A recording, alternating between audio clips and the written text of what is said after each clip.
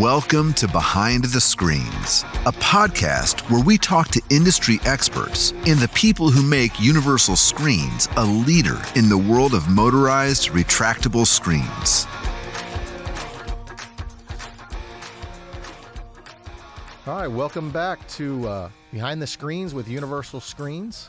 This is episode 2 of our second season, and we're moved our podcast over to the studio here. This is the first time that we've ever done with headphones on, so pardon me, I can actually hear myself in them, so I got to get used to that. And we moved over into the studio so that we could do some Zoom interviews. And the first one, the guinea pig, the test one, is going to be Jim Rue from Somfy North America. He's the VP of Sales there, and he's joining with us on this Zoom call. Also joining me today, as always, is Joe Serta, my VP of Sales here at Universal Screens. And my name's Sean Culbertson, CEO of Universal Screens.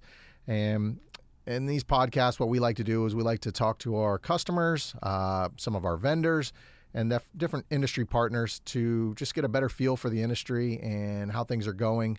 Hopefully you can take something from it, if at the very least, learn a little bit more about Sonfi. So without further ado, Jim Rue is with us today. Like I said, Vice President of Sales. So let's go with the basics. Joe and I know, but what is Sonfi? Well, first off, thanks for having me. Was looking forward to the podcast. And it was a little bit down, after the senseless tragedies happened out by you guys yesterday. That put a damper on some things, last night and this morning. But happy to be, on with you guys this afternoon. So Somfy is the worldwide, leading manufacturer of tubular motors. We're based in Cluses, France, which is where Switzerland, France, and Italy meet in the Alps.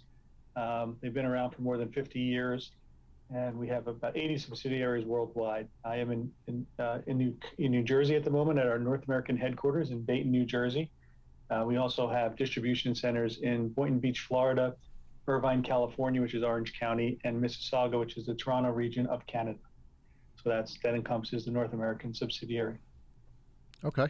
And so for us, we have been very predominantly Sonfi since the day we opened the doors in 2013. Our rep, Chris Niven, has been by our side since day one. And, we joked with you. We were just with you, Jim, a few weeks ago, and we joked about how we used to high five each other because we ordered 20 motors. And now, we're getting pallets, plural, pallets of motors coming in, and we're trying to go through at least 50 a day. Would like to get those numbers up on our end, but we're trying to go through 50 to 60 of those motors each day. Sonfi has been a great partner of ours. We've shared some great moments, some great dinners, but more importantly, on a daily basis, it's been very, very easy to work with you guys and get things that we need, get you guys to help with anything that we want to help with our customers. You guys are extremely customer focused as far as our customers go, wanting to make sure that we take care of them. And so we're very, very, very thankful for all of that. No, I say we value the partnership as well. You guys have been, phenomenal partners, allowed us to get involved and help, business making and dig in at different levels and really, strengthen the partnership. But the motorization aspect in general, I think has proliferated, at the pace you were talking about due to that, us working together and educating the dealers and giving them the sense of confidence and, taking away the concerns that they might have, I think has been one of the, the vital points in the direction and the success that you guys have had. Yeah, and since 2016 for us, we opened the doors here in 2013, but from 2016 till today, the growth of the exterior market has increased daily. It just seems like more and more people are interested in buying exterior retractable screen products. More and more people are interested in manufacturing retractable screen products. More and more companies are coming in from Europe, where that market was established and quite large prior to us here in the States. So from your seat, from where you are on the sales side of Sonfi, what's it been like watching the exterior market grow, in Sonfi's perspective? Yes, it's been, it has not been gradual. It's been very sudden. If you look at a chart, it would look something like this, and it's been extreme. And we've seen it from multiple aspects. So there's the traditional exterior screen manufacturers that you guys would be, that's your main project. product, and you do that year round. We've also seen a proliferation amongst the awning market. So typically the awning market was very seasonal. So they would go, Memorial Day to Labor Day for all intent and purposes, big, bell curve type of scenario. And they've been able to expand their offering and get into exterior screens and make it more of an annual business as opposed to a seasonal business.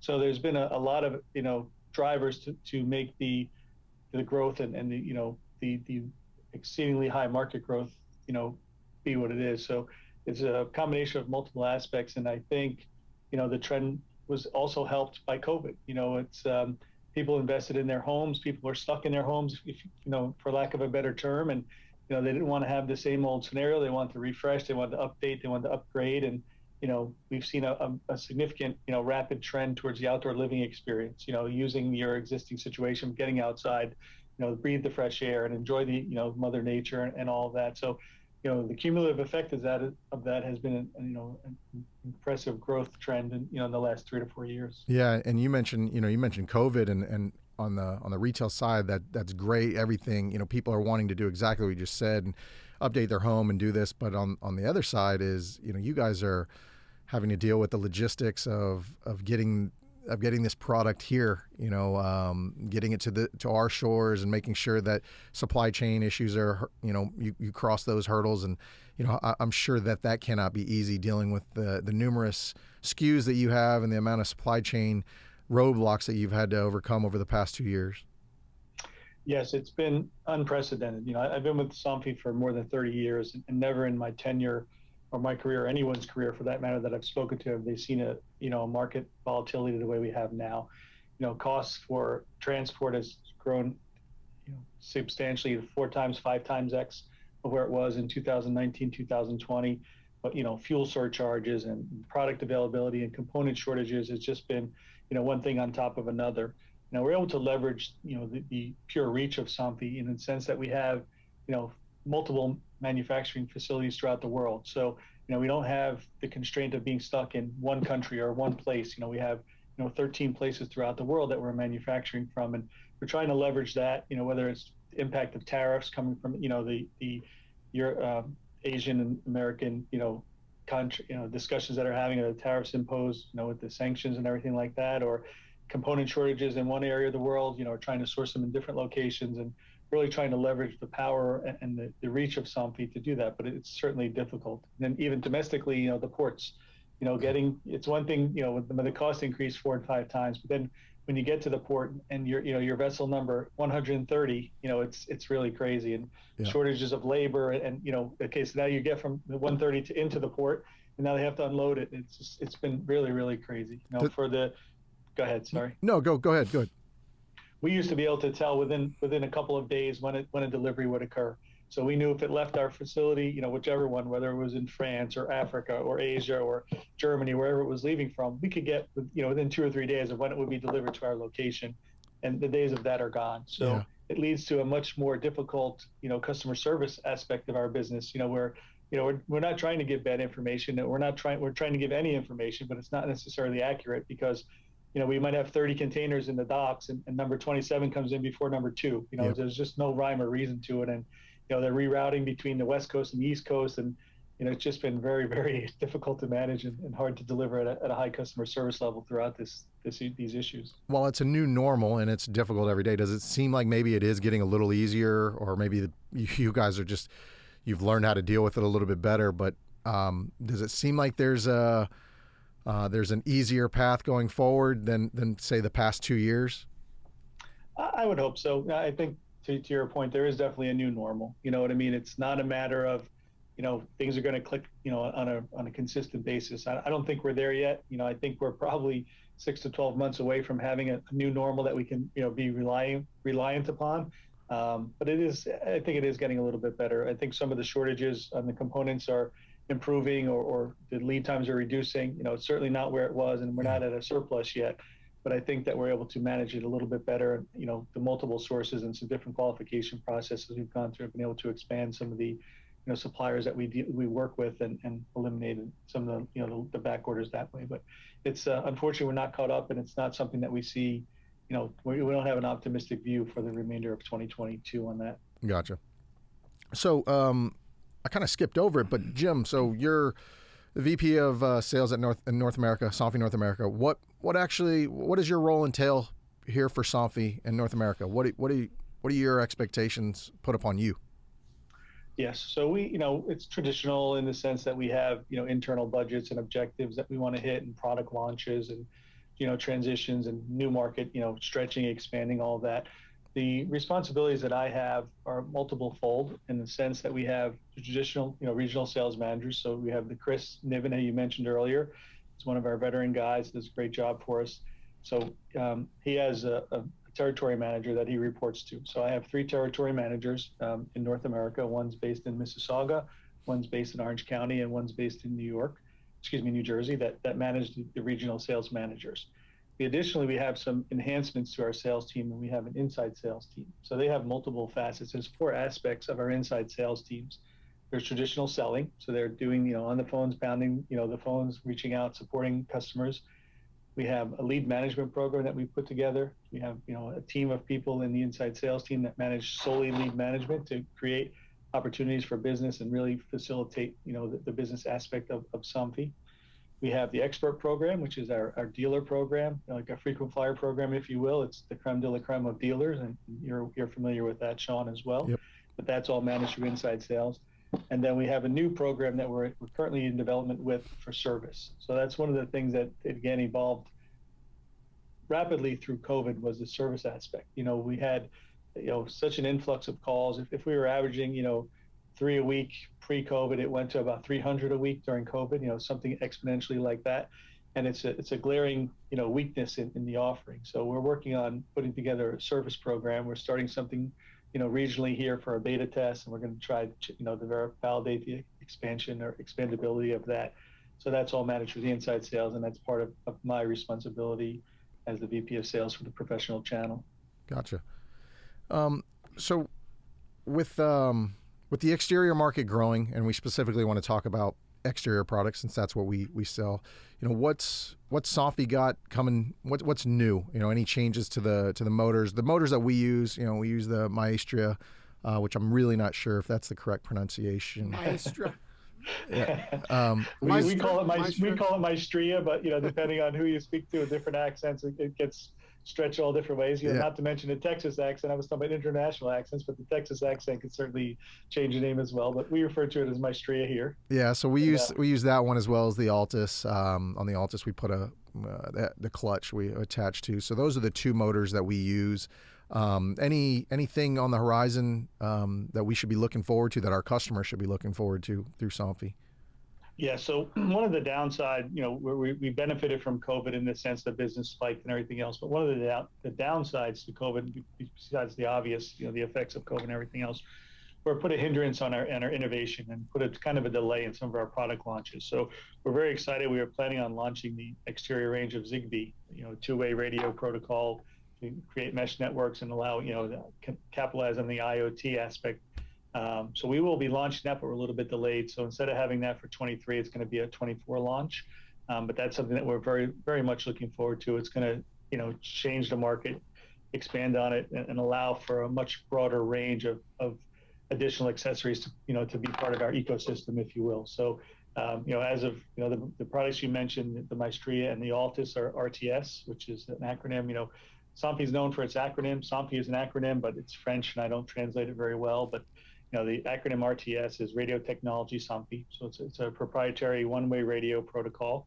It's been very reliant, very robust for many years, and we'll be, enhancing or improving our protocol to an open network, a 2-way protocol in the form of Zigbee. So it'll be a much larger opportunity to bring many more things into the fold, for our offering and really expand. It'll give 2-way feedback. It'll give you status. So what position your exterior shades are in. It could create opportunities for service because there's measurables. You get, metrics on how many times it was used. There's a lot of different, advantages that are going to come on board for the dealers, and for the whole market once we launch the Zigbee protocol. You've been wanting some of that stuff, right, Joe? Oh yeah, and we actually spoke to a dealer that he's got a Zigbee motor that he's testing out, and he showed us kind of the configuration of it. It looks pretty neat.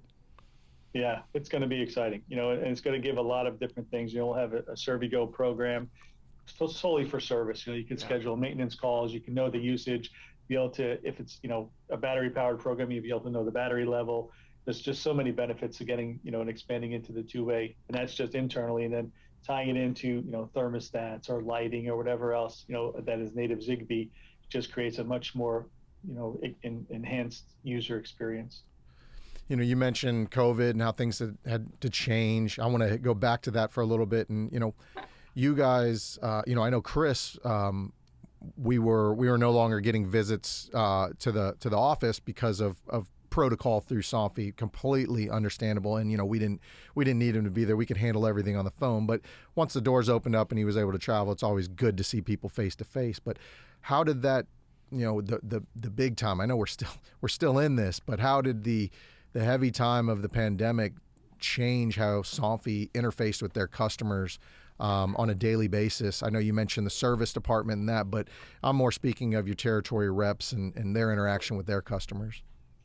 Yes, it was definitely a rapid and unexpected transition from, meeting people face to face, shaking hands, having trainings and, social events and everything else to, wow, we're locked down. Let's figure out what we're going to do. So, Chris and fellow out on the West Coast were the early adapters to Zoom and Teams and all of that, and scheduled trainings within about 2 weeks. So, I'm very proud to say that, Somfy didn't have a complete shutdown at all. We shipped for the entire time of COVID. So from March, 2020 till today, we've had 0 days where we didn't ship. So that's a pretty impressive, stat. We never closed down. We were able to continue. We had a lot of changes. So we split the warehouse crew into 2 crews. So in the unforsaken event that somebody got it, didn't affect everybody. Be able to, leverage the resources that we had and be able to work nonstop. And that's pretty amazing. Those guys, they deserve awards and recognition beyond belief, because I don't know too many companies that could say they didn't stop shipping throughout the entirety of COVID. And even today, we still have a lot of these issues going on, and I'm much more optimistic, but unfortunately it's not over yet. But Right. But as far as the sales guys, it was very different, because now they had to get creative and they had to do things from their home. So that Chris and a fellow named Ryan out west put together the first groups of trainings, and scheduled it. They started, I think if the last day of the normal world was March 13th, I believe, something in that range. By March 20th, they were delivering online trainings through Teams and Zoom and all that type of thing. And it was a standard for many months. So it was quite different, but we leveraged their ability and know-how and determination, and we implemented national or international, including Canada, expectations and training modules. And we've even benefited now. Our training, the Somfy training platform is a heavy result of being home and being off site, but giving flexibility. Pre-COVID, we had trainings. Shawn, we'd come to your place and we're gonna hold the training at 10 o'clock, and if you guys can make it. And if you didn't, so be it. But now it's all catered to the dealer and allows them to take it at any time that they want. So they want to do it if they're early birds and they wake up at 5 a.m. or if they're late and they want to do it at 11 p.m. All the content is there and allows them, the flexibility to learn at their pace, at their time, and really has been enhanced. And all that is a result of, the adaptations we had to make from COVID, from, being home and understanding that, it's not always, 9 o'clock, 10 o'clock, it's whenever people can do it. So it was different for sure. It was very wild. For 18 months, we had a 2-story office building that had 11 people working in it, independent of the warehouse. So it was really, really wild. And I give the guys a lot of credit, specifically, Ryan and Chris, because they let us, they took the horse and ran, or took the ball and ran with it for us to transition and understand how to leverage, Teams and Zoom. I know we're getting to a point where I hope we never have to use it again, except to do podcasts with you. But, it was very, very welcome to see people in person again. But that's how it evolved right away, in the March, April timeframe of 2020. Is Somfy back to normal where you're at in New Jersey? I mean, you are working from home, or is everyone back at the office? It's different. So again, to your point earlier about a new normal. So for the first 30 plus years I worked here, we were expected to be in the office 5 days a week. And, that was everybody, every department. And, now we've gone to obviously we had work from home for about 18 months, as I mentioned. And then we started back we did like a 2-2-1 scenario where we asked everyone to be in 2 days, work from home 2 days, and the last day of the week was manager discretion if you needed meetings or interactions type of thing. About 60 days or so, we went to a 3-2. So now, our normal here is 3 days in, 2 days home. Whether that moves to a 4-1 or back to a 5-0 is to be determined. But we've been able to work at a pretty consistent base. At the 3-2. It's always lacking. It's kind of difficult still relying on the computer, seeing when people are going to be here or not. You definitely lose something with, the water cooler speak, so to that type of scenario. But as far as quality of life and caring about the employees and giving flexibility, it's worked out well. So with the exception of the warehouse, we have them broken up a little bit differently. So now they ship or they work, longer days and more days, but not together. So, but everyone else is at a 3-2 working from home a couple days a week. Yeah. And, I know I keep going back to COVID and the pandemic and when it hit. And, but I keep going back to that because it was so impactful on the industry that we're in, the exterior screen, because it seemed like as soon as people realized that, okay, hey, there's a new way to buy, they can have Zoom appointments and they can do some things. They were back to wanting to spend money, being cooped up, and they're spending this money, and they were doing these home remodels. And I have to say that they were at home, but there was also collectively, it seemed like all of our competitors in the industry, us included, but then all the vendors were really out there pushing social media platforms, videos. You guys had a great one with dogs on the patio, exterior screens. Another one I believe was a MyLink where the husband and wife were leaving in a car, and then they put the screens down from the MyLink.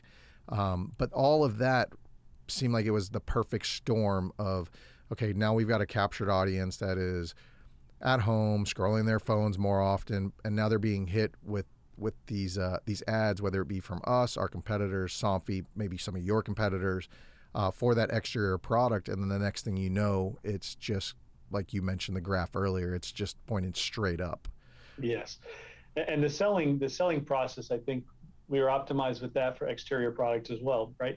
Nobody wanted strangers in their home anymore. So in-home selling was difficult, but exterior products, you don't have to go in the home. So you can make visits, you can still socially distance. And obviously there was a big push, prior to 2020, I never had dinner or lunch in a parking lot. In 20 and 21, I probably did it 200 times. You know what I mean? Just people trying to capitalize on the space that they had and keeping the social distance aspect and spacing the tables outside. And, people, the economy was survived, right? And thriving after June, July, whatever it was. But, people, had the can-do attitude. And, you saw a lot of these restaurants, whether it was pick up, drive in, pick up, or eat outside in the parking lot. And, it was a benefit to us for the selling aspect of the selling process for exterior products. So we didn't have to go in and we could social distance, right? So you could show, screen swatches or whatever you need to do and show the sunset, sunrise aspect by never having to go in their house. So, it was really a benefit to us and allowed us to continue at a more rapid pace and at an earlier pace to continue the selling process versus the interior products where you have to go inside and, really get in the house and everything else. We saw that. So the proliferation and the growth was much quicker and much broader because of exterior product selling, aspects being outside. So that helped as well. Yeah, absolutely. So, with the rise in this retail demand and need for the product also comes more and more competitors for you guys, for us as well. I mean, there's new competitors every day popping up making the same product that we make. And, on one aspect, I should be guarded and protective and like, we got new people, but that's just not how I am. That's not how I operate the business. I welcome, the competition. I think it's great. There are plenty of patios to screen. There's plenty of business out there.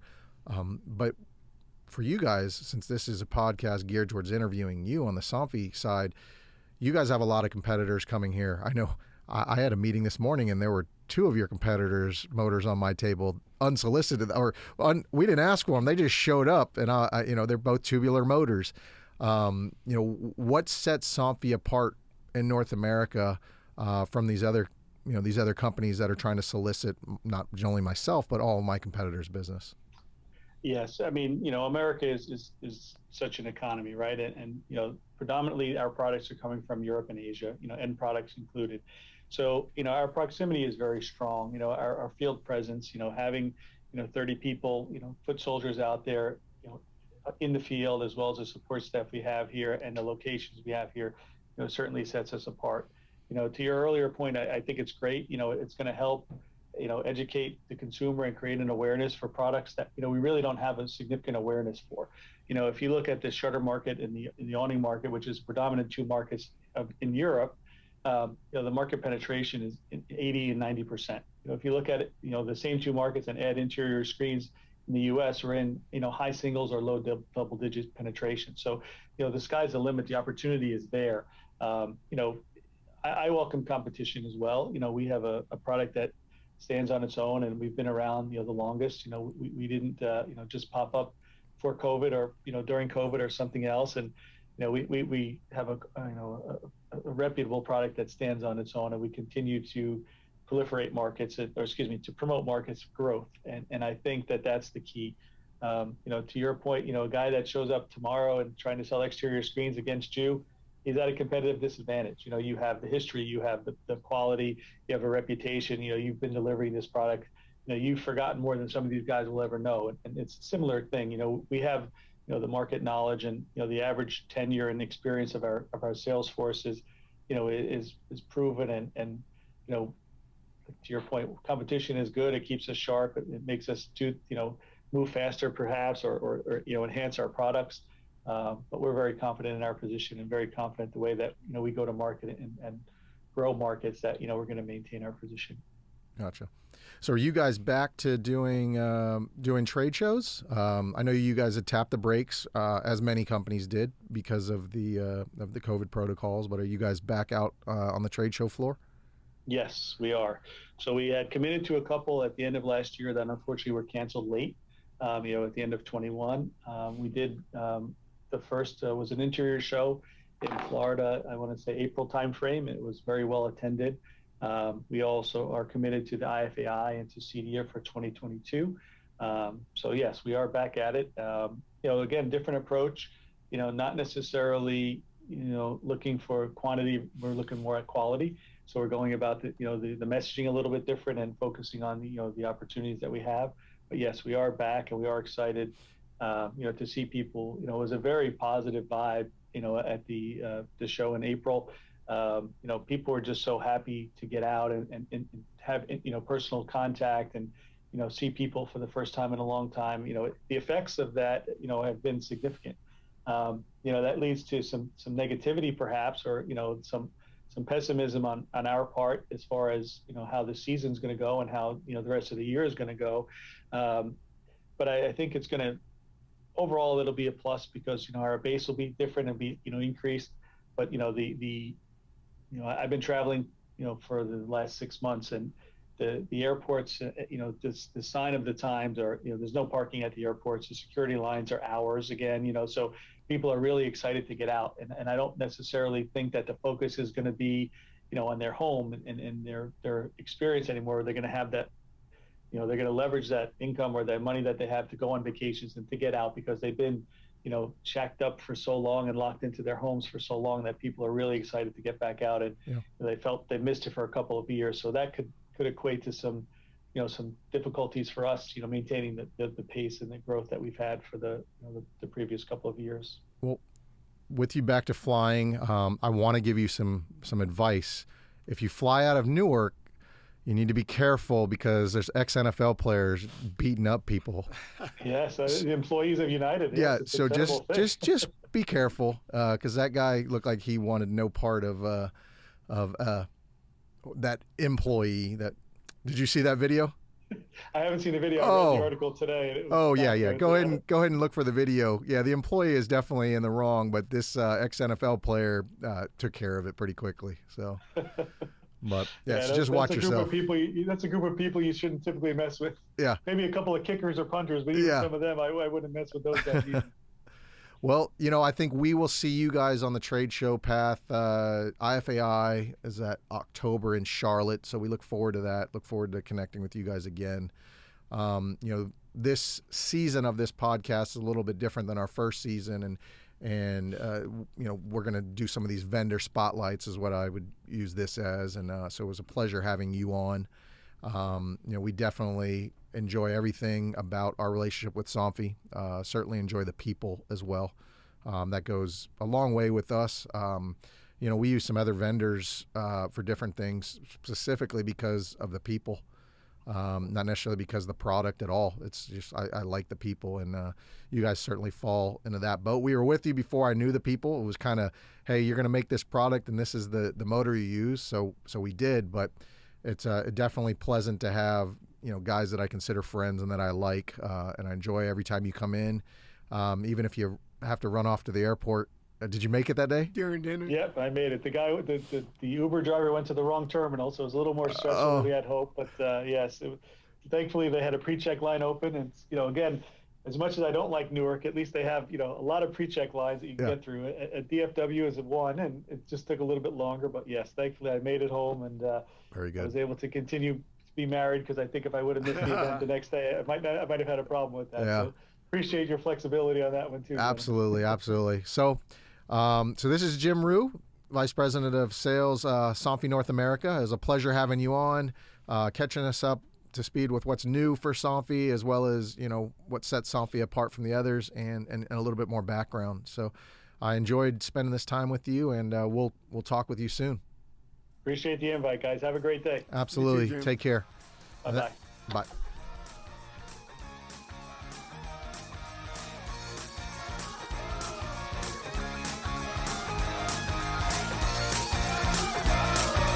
Thanks for listening to Behind the Screens. Don't forget to follow us on your favorite podcast player and leave us a review.